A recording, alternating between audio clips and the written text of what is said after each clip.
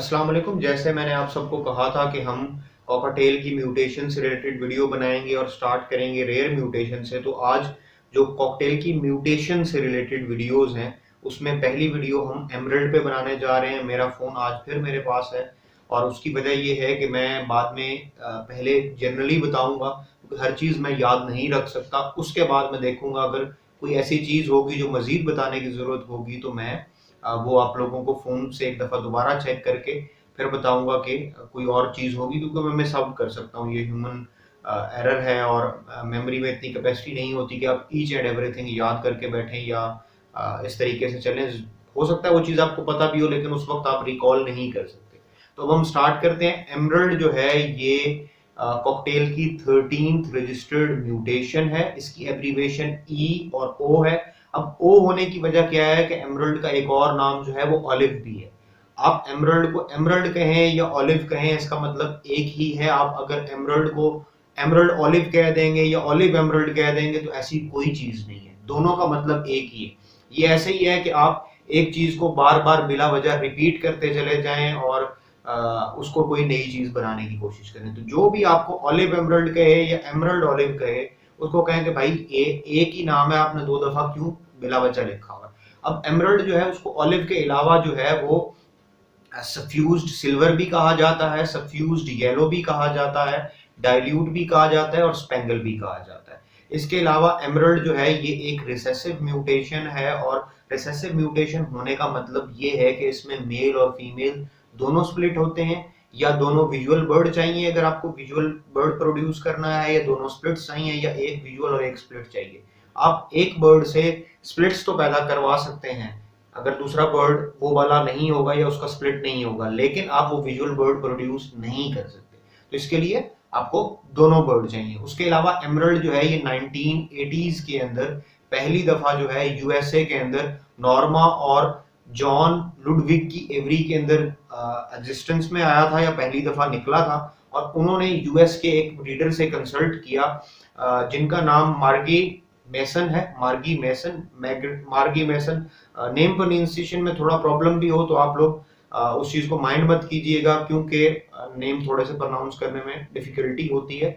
उसके अलावा जो है ये जो एमरल्ड है इसको डिस्क्राइब करना बड़ा मुश्किल है और यही एक रीजन है कि इसके बारे में लोग इतना नॉलेज नहीं रखते क्योंकि इसको डिस्क्राइब करना थोड़ा सा डिफिकल्ट है।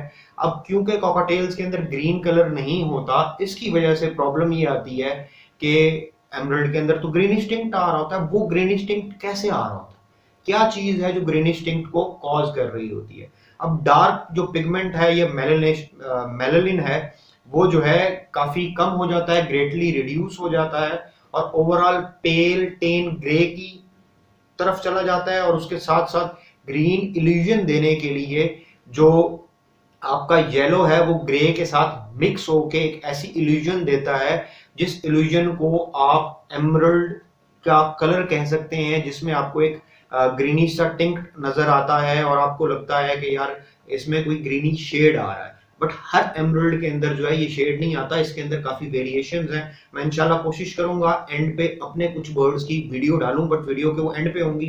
ये हो सकता है मैं पिक्चर साथ साथ डाल दूं लेकिन डिफरेंट दिखाने के लिए मैं साथ साथ शायद नहीं डाल सकूंगा। तो मैं उसको शो आउट करूंगा कि किस तरीके से डिफरेंट एमरल्ड्स होते हैं और किस तरीके से उनका कलर डिफरेंट वेरी करता है। अब इसमें जो है आप इसको एक्सप्लेन कर सकते हैं कि जो इल्यूजन है ये ड्रैब ऑलिव जो है कलर उसकी तरह हो सकती है। ठीक है, ड्रैब ऑलिव एक कलर है उसकी तरह हो सकती है। अगर आप ऑलिव ऑयल देखें उसमें एक कलरेशन होती है थोड़ी सी, जो ड्रैब ऑलिव कलर है वो कलरेशन की इल्यूजन देता है, मतलब ये उस तरह का नजर आता है, हकीकत में ये वैसा नहीं होता। ठीक है, ये रिड्यूस्ड ग्रे और जो मोर येलोइश मेलानिन है उसका मिक्सचर बनता है तो इस तरह का कलर बनता है। अब इस जो सॉरी अब जो सॉरी अगेन अब जो ये एमरल्ड है ये डोमिनेंट सिल्वर के साथ काफी सारी मुमासलत रखता है। काफी सारी चीजें ऐसी हैं जो एमरल्ड और डोमिनेंट सिल्वर की कॉमन है। दोनों में ब्लैक बीक होती है, ब्लैक फीट होते हैं। अब ये ब्लैक बीक और ब्लैक फीट तो कॉमन पर्ल के अंदर भी आपको मिलेंगे, कॉमन ग्रे के अंदर भी मिलेंगे और व्हाइट फेस चारकोल के अंदर भी और व्हाइट फेस पर्ल के अंदर भी मिलेंगे। तो जरूरी नहीं है कि अगर एक बर्ड की ब्लैक बीक है और ब्लैक फीट है तो वो एमरल्ड है या डोमिनेंट सिल्वर है, वो दूसरा भी हो सकता है। ठीक है। तो इसी तरीके से इसके अलावा जो है इसके अंदर डार्क जो है वो आपको स्कैल्प मिलता है, डार्क हेड मिलता है। जो ये हेड, या आप ये हिस्सा कह लें, जिस तरह लव बर्ड्स के अंदर ऑपलाइंस के अंदर जो हेड का एरिया है वो और डिफरेंट कलर का होता है, इसी तरह इनका ये डार्क होता है। बट मेल्स अपना वो डार्क फेस स्कैल्प मोल्ड कर जाते हैं, सिर्फ बैक ऑफ द हेड रह जाता है। फीमेल्स का वो डार्क स्कैल्प जो है वो बरकरार रहता है। उसके अलावा जो है फीमेल्स के अंदर कभी कभी जो है वो, सॉरी फीमेल्स कह रहा हूँ, एमरल्ड्स के अंदर जो है कभी कभी एक आपको स्पेंगल पैटर्न भी नजर आएगा। आपको ऐसे लगेगा जैसे कुछ स्केलिंग बनी हुई है, बट वो बहुत रेयर होता है। एडल्ट होते हुए बर्ड्स मोल्ट कर जाते हैं, बट यंग होते हुए बर्ड्स रखते हैं। स्पेशली फीमेल्स तो कई दफा एडल्ट होने के बाद भी वो रिटेन करती है और वो ज्यादा डार्क कलर के होते हैं। उसके अलावा एजेस भी हो सकते हैं, जिस तरह डोमिनेंट सिल्वर के डार्क एजेस होते हैं, इसी तरह एमरल्ड के भी डार्क एजेस हो सकते हैं। उसके बाद जो है मैं टाइम पे भी नजर रखूंगा ताकि वीडियो बहुत लंबी ना हो जाए। उसके बाद जो है अगर आपने ये चेक करना हो कि माजरत मैं कुछ वर्ड्स बार बार बोल रहा हूँ क्योंकि ये थोड़ी सी डिफिकल्ट वीडियो है। उसके बाद अगर आपने इस चीज को टेस्ट ब्रीड करना हो कि किस तरीके से हम टेस्ट कर सकते हैं कि ये बर्ड एमरल्ड है या डोमिनेंट सिल्वर है, तो आप इसको किसी भी प्योर लाइन के ग्रे के साथ पेयर अप करेंगे और उसमें से रिजल्ट जो आएंगे वो हमें बताएंगे कि क्या ये बर्ड एमरल्ड है या डोमिनेंट सिल्वर है। अगर तो वो बर्ड एमरल्ड होगा तो बच्चे जो आएंगे वो बिल्कुल ग्रे आएंगे सारे के सारे, और अगर वो डोमिनेंट सिल्वर है तो कुछ बच्चे डोमिनेंट सिल्वर आ जाएंगे। अब कई दफा अगर वो बिल्कुल सिंगल फैक्टर डोमिनेंट सिल्वर है तो बच्चे जब तक एडल्ट नहीं होंगे हमें पता नहीं चलेगा। कभी कभार हमें एडल्ट की होने के लिए वेट भी करना पड़ता है। तो कुछ टेक्निकल पॉइंट्स हैं जिनको हमें देखना पड़ता है। एमरल्ड के अंदर जो है दोनों या तो स्प्लिट्स होने चाहिए तब एमरल्ड आएगा, या जिस तरह मैंने पहले भी कहा, या दोनों विजुअल होने चाहिए या एक विजुअल और एक स्प्लिट की पेयरिंग होनी चाहिए। लेकिन डीएस के लिए एक बर्ड भी चलेगा। उसके अलावा जो है एमरल्ड जो है ये वेरी करता है from dark shade to a light shade, जिसको आप कह सकते हैं मोर टेन येलो, सॉरी मैं एक वर्ड को मिक्स अप कर रहा हूं, सफ्यूजन, मोर सफ्यूज्ड येलो सफ्यूजन होगी उसके अंदर।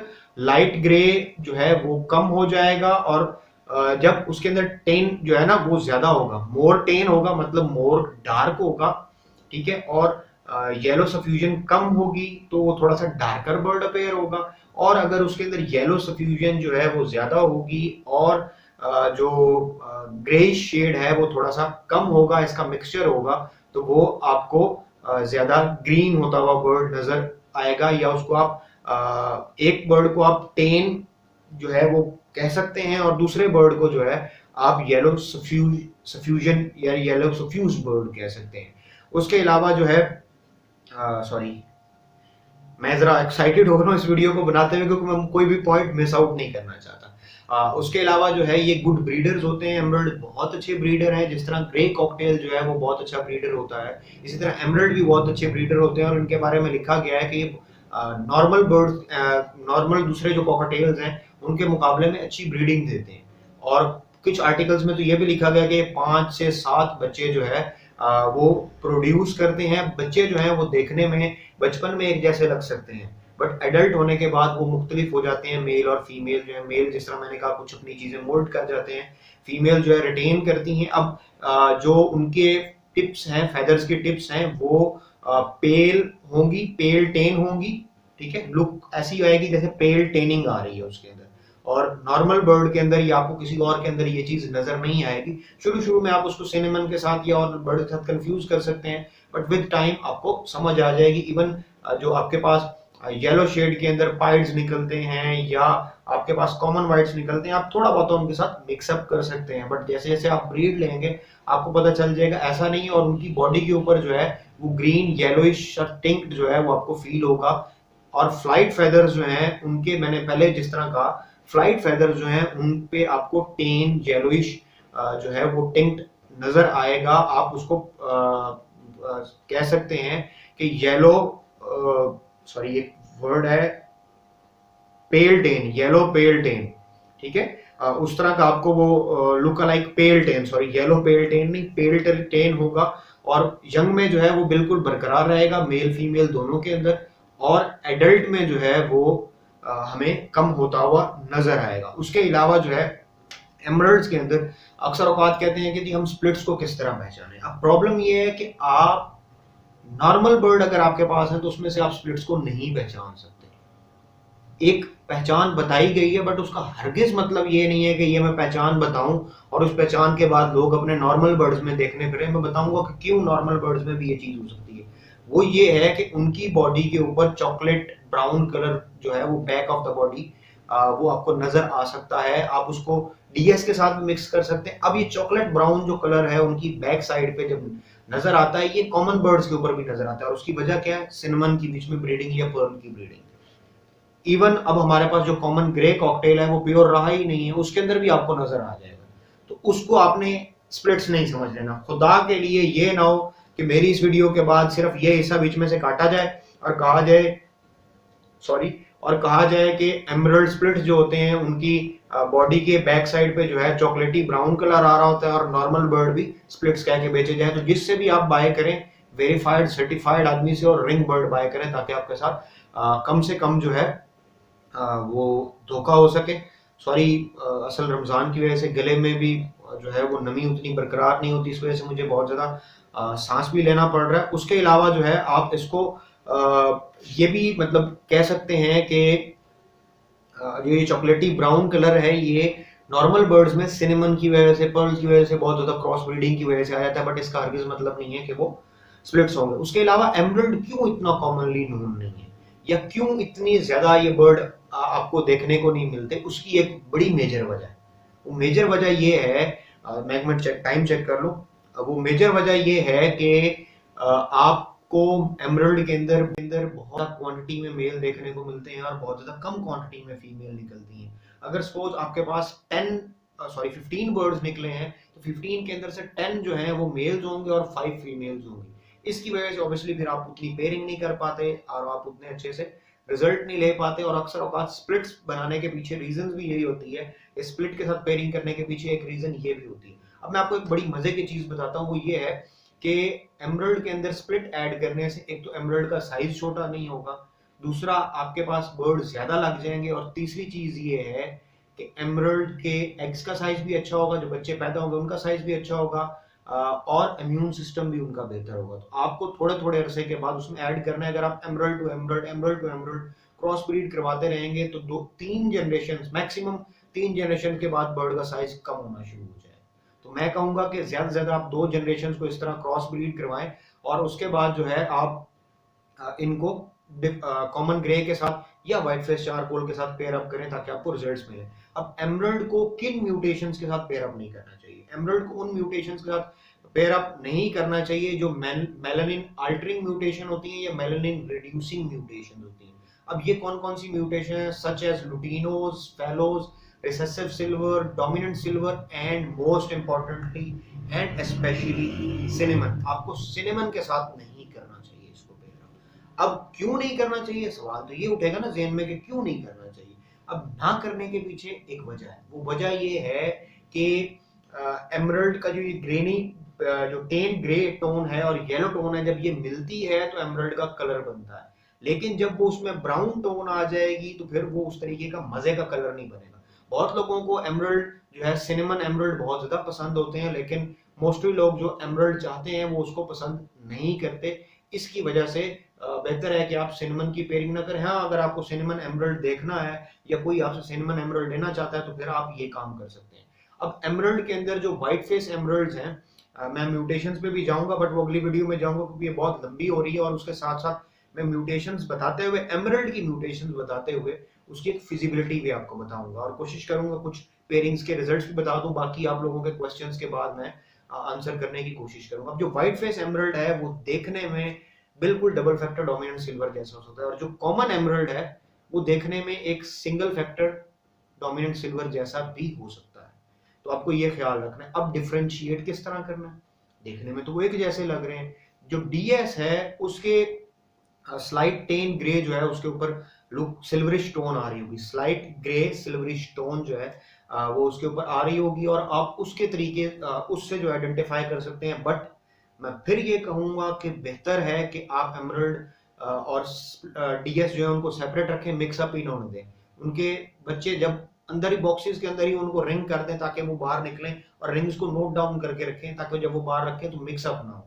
और दूसरी चीज, एमरल्ड को डीएस के साथ क्रॉस ब्रीड ना करवाएं, क्योंकि मैं 2-3-4 दफा ये कह चुका हूं कि एमरल्ड और डीएस आपस में काफी ममासलत रखते हैं। तो बराए मेहरबानी उनको मिक्सअप कर देंगे तो ममासलत और बढ़ जाएगी। तो आप जिसको सेल करेंगे आप उसको ये नहीं बता के सेल कर सकेंगे कि ये एमरल्ड है या डीएस है, तो फिर रिजल्ट जब सही नहीं आएंगे तो फिर नाम खराब आपका भी होगा और हॉबी भी खराब होगी। तो ये एमरल्ड से मुतल्लिक पहली वीडियो थी। इसके बाद एमरल्ड से मुतल्लिक मैं दूसरी वीडियो बनाऊंगा जिसके अंदर मैं एमरल्ड की डिफरेंट म्यूटेशंस बताऊंगा, एमरल्ड की डिफरेंट पेयरिंग्स और उनके रिजल्ट्स बताऊंगा, और साथ ही साथ एमरल्ड की एक फिजिबिलिटी रिपोर्ट बताऊंगा। तो इंशाल्लाह आपसे नेक्स्ट वीडियो में मुलाकात होगी। तब तक के लिए अल्लाह हाफिज। Thank you very much for watching this video.